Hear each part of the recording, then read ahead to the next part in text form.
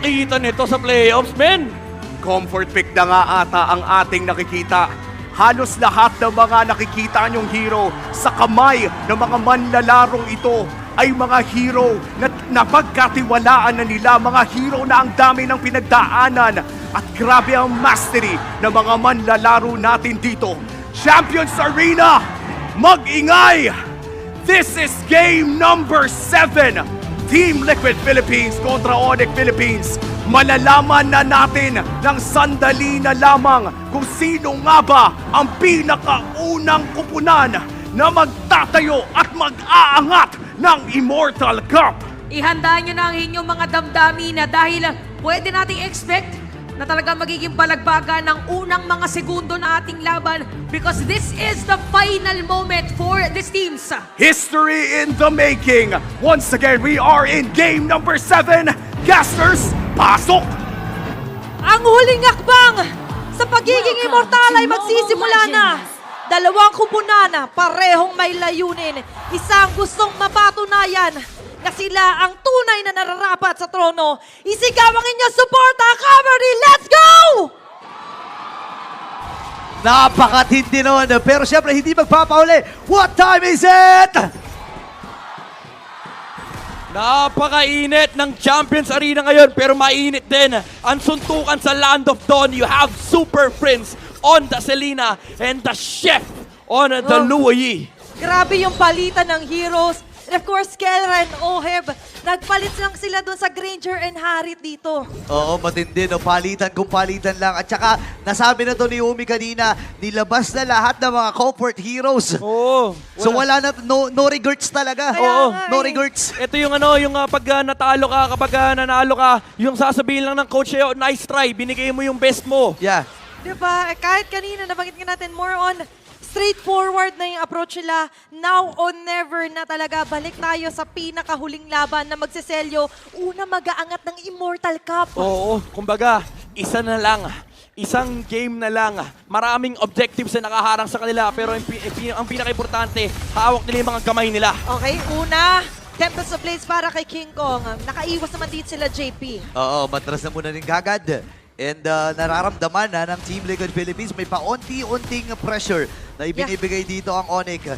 Pero maaga ang konting ang salubungan doon at babalik muna sa kanilang mga rotations ang mga junglers. Yung ikot ni Sanford, yung XP, pinadala nila sa mid para makapagpa-level 4 kagad yung glue para makapanggulo sa turtle. Pero ang ganda nung harang din ni Kirk doon sa taas. Hindi nakatawid basta-basta si JP. At yun yung gusto mo talaga, na somehow i-limit, i-restrict dito yung kalikutan nila, JP. And ngayon, diversion patungo sa taas. Yun na nga, makakasalubong dito si Kirk.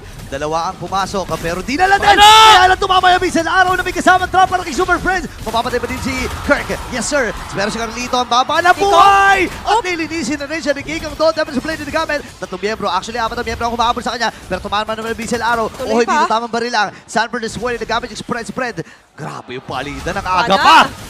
Okay, yung pa natatama. Pero ngayon, balik muna tayo sa pagong. Wala nang macro-macro to. Wala na. Suntukan, pindutan malala. TLPH and Onyx, yung pagong, ginamit lang nilang bait. Sabi nila, oo, may objective yan, pero suntukan tayo. Pero si Kelra, kabilang banda. Ito, sabi niya, ako, bahala na ako sa buhay ko, may disiplina, may diskarte din ako. Mature si Kelra. Nakita natin yan nung M6 Tower Lock lang yung gusto niya. Base lang naman ang kalaban mo. Oo, ngayon may salubungan na naman ng mga XP laners. Pero nagsisimula na nga ang Onyx Philippines para sa unang pagong ng laban. JP and Sanford mataan na rin. Ngayon si King Kong, mabilisan lang makukuha yung unang pagong at babalik muna sa rotation. Kasi itong si Kirk at si Sanford, maglulukuhan lang naman yan. Eto, sabay banda baba, hindi naglolokohan to. Seryosong laban yan. Malaking bagay yan. Forcing player dito ni Oheb. Keep in mind, may Ling sa game. So every single time na forcing battle spell dito, there's always that threat na iikot dito yung Onyx Philippines sa bandang ibaba. So even yung Luoyi ni Sanji, kailangan naka-reserva yung kanyang diversion play papunta sa may bottom lane. Pero ang kinaganda naman sa lineup nila is ang dami kasi nilang pang-respo. Meron pang chip na pwedeng gumamit dito na shortcut. And for the whole Grand Finals, ngayon natin nakita na magkasama ang isang Luoyi and Chef into one composition. Yeah, ang tindi nito. Tsaka kung mararamdaman natin, Brusco and si JP, dito na lumalabas yung mga world-class na roamers no? Kung gaano kaganda magbigay ng space, kung gaano kalupit magbigay ng setup, at kung paano sila poprotekta doon sa mga gold laners nila. Grabe si King Kong, mainit ulo sa mga mid laner. Lagi na lang every time na nakapag full clear na, lagi siya nakatingin sa mid. Kaya ang laki ng coverage na ako dito ni Super Prince. By the way, si Lina na yan Yeah. Yung si Lina kaya humawak ng mid mag-isa, pero sabi ni King Kong, "Di pre, tutulungan kita. Pamilya tayo dito." Padoblehin pa natin yung hirap, di ba? Oh. And with that, kahit si Sanji aware siya, hindi rin naman na-force doon yung kanyang flicker. Pero balik tayo sa storya, tapatang Hayabusa at Ding, mamaya yung makikita rin natin. Oo, importante rito yung gamitan ng mga shadow, yung gamitan ng Tempest of Blades, even yung cooldown ng Finch Poise. Dapat Oo. telegraph dito ng TLPH. Same thing with the Onyx Philippines, yung pag-force ng shadow tulad ng ginawa nila sa Team Falcons last time kay Kyle TZ. At ngayon, tititingnan natin kung ano nga ba yung next target nila. Kasi in less than 1 minute, magre-respawn yung pangalawang pagong.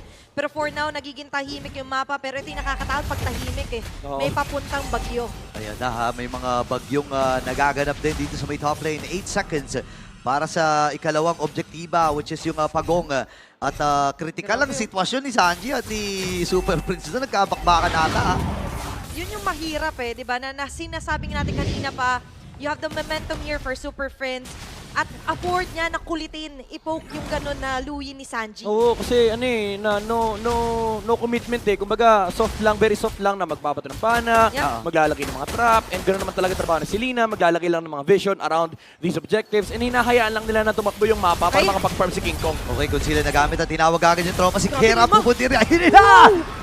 Napatay kagad, ladies and gentlemen, Diversion? Team Liquid Philippines. Pero may diversion play bang gagawin? Doon sa may bandang itaas ay focus lamang ang Onyx Philippines at yung pagong ay available na rin.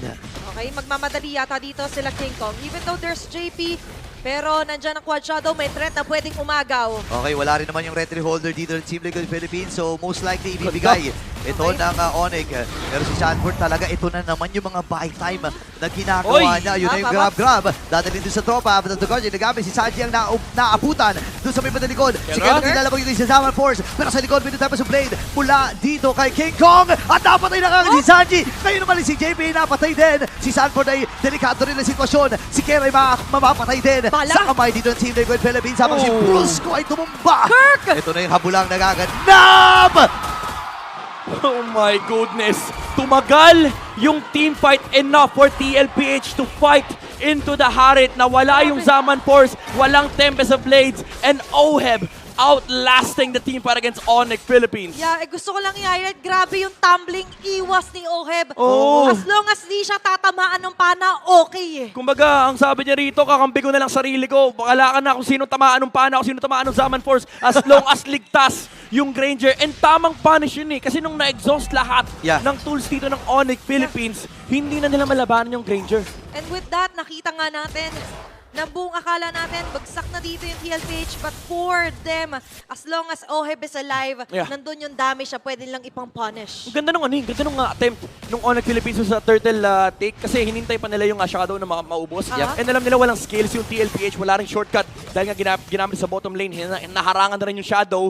Pero nanlaban pa sila sa mid after mag-re-engage ni Sanford na exhaust yung Zaman Force. It felt like they could have fought TLPH at that point, pero si Sanji at si JP lang nakuha nila Yung mga damage dealers buhay pa Yeah, and kung babasihan din natin yung stand doon ni Sanford, parang sabi ko, ang lalim niya masyado. Oo. But that was really the plan. Yeah. Ihain yung sarili niya. Oo, body sacrifice. Oo, yun naman talaga importante. No? Alam mo, pag mga XP laner, nagbago na talaga yung laruan.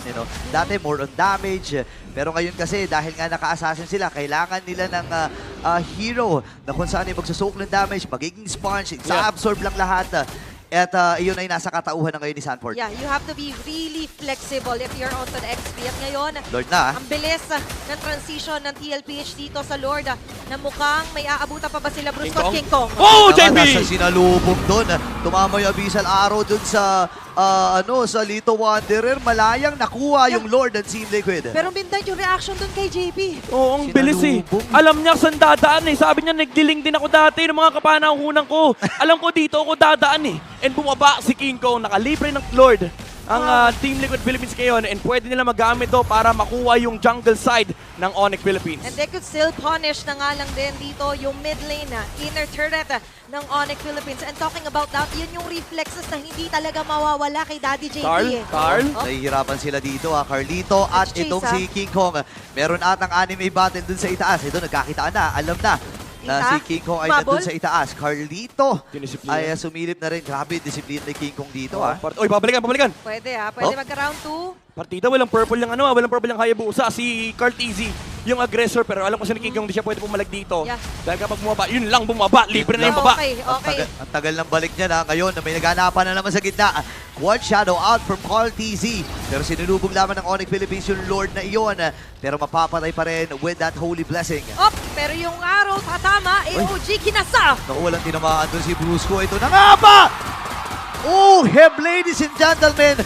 Ginawang stack ng Sky Piercer lang si Brusco. Yung sip-sip nung duality, na-cancel yung isang dash and nahabot din siya ni Sanford. Abot na abot sila ng TLPH and umulan ng mga bala mula kay Oheb and Onyx Philippines. No outer towers anymore against TLPH. And imagine kahit yung Ling hirap na hirap. Doon sa pag-aakyat bahay niya sa gilid kasi mayroong laging Cartesian na nakaabang. And now Sanford isn't scared sa mga pana ni Super Friends. Ayan, Oo, no? hindi na talaga kasi alam mo, ito na yung mga punto ng game na yung Onyx Philippines yung dapat nakabahan lalo sa mga side lanes kasi dito na yung mangyayari mga pinagbabawal na TP, yung mga pinagbabawal na diversion ni Chef. Oo nga, no, ang dami kasi nila Kaya mga TP-TP dito. Imagine mo, may Y-walk, may portal, may diversion.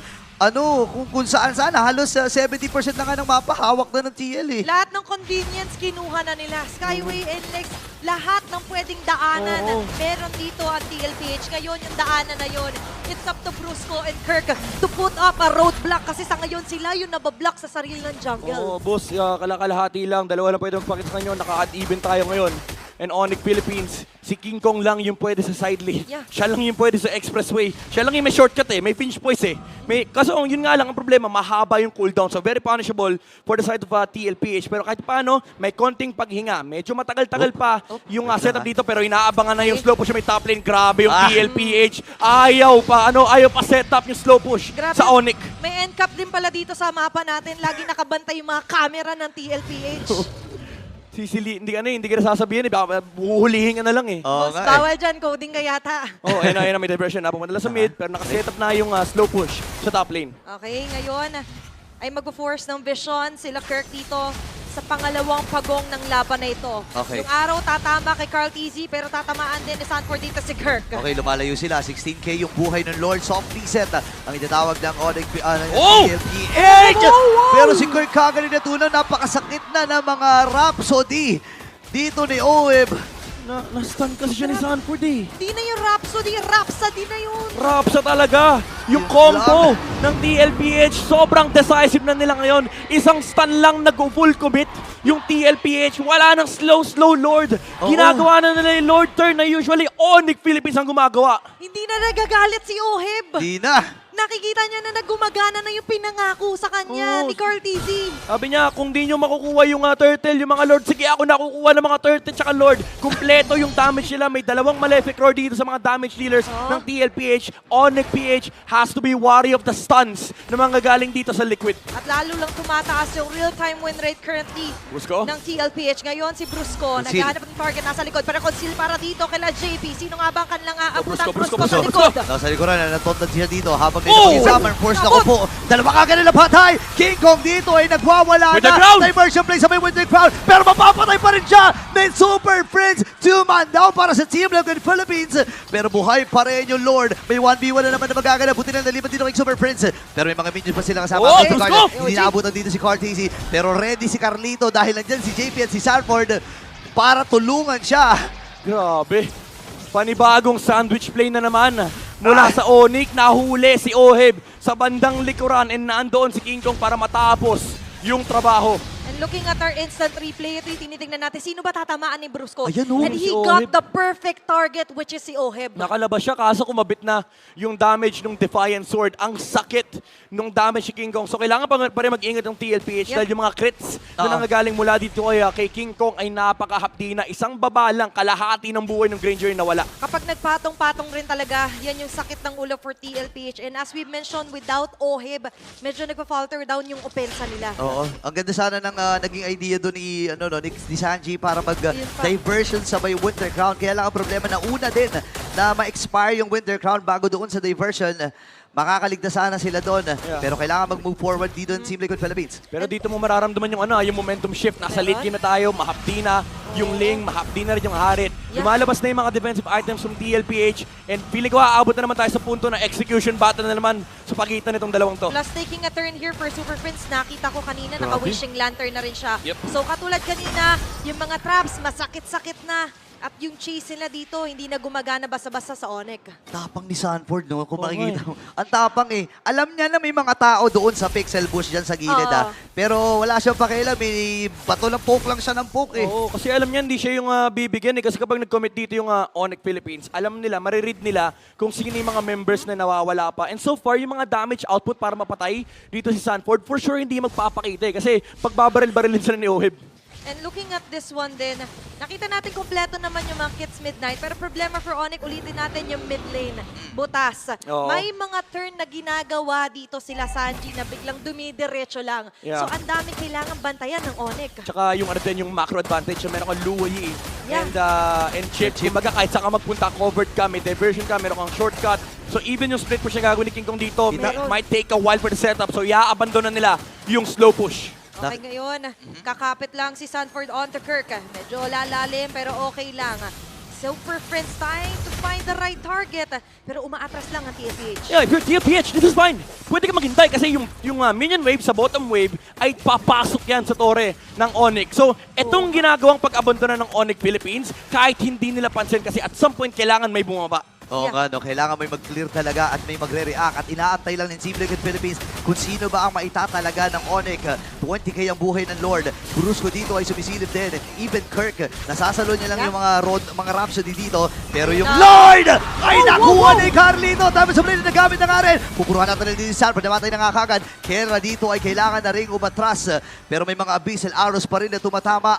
Diversion, Pero may diversion, play diversion! sila na niluto dito. Hindi ata alam. Ayun, buti na lang may trap.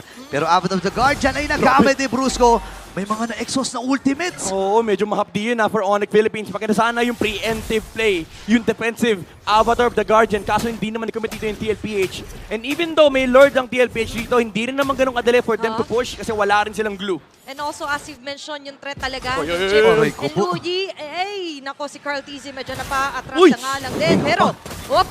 Kung kundi ka pa, pero mamamatay ata si Guerra! Naku po, delikado ata ang Onyx Philippines sa pagkakataon nito. Uy, may nakuha na kill. Dalawa kakanilapat pa dito ng Team Liquid Philippines. At diretso na ata ang TL. Yung Lord ay nandun pa. Clear wave ay open pa para din sa Onyx Philippines. At diretso na ang Team Liquid Philippines. At makikita na nga ata natin ang bagong kakatawan sa lakas ng Pinas. Ang kampiyon ng MPL Philippines Season 15. Team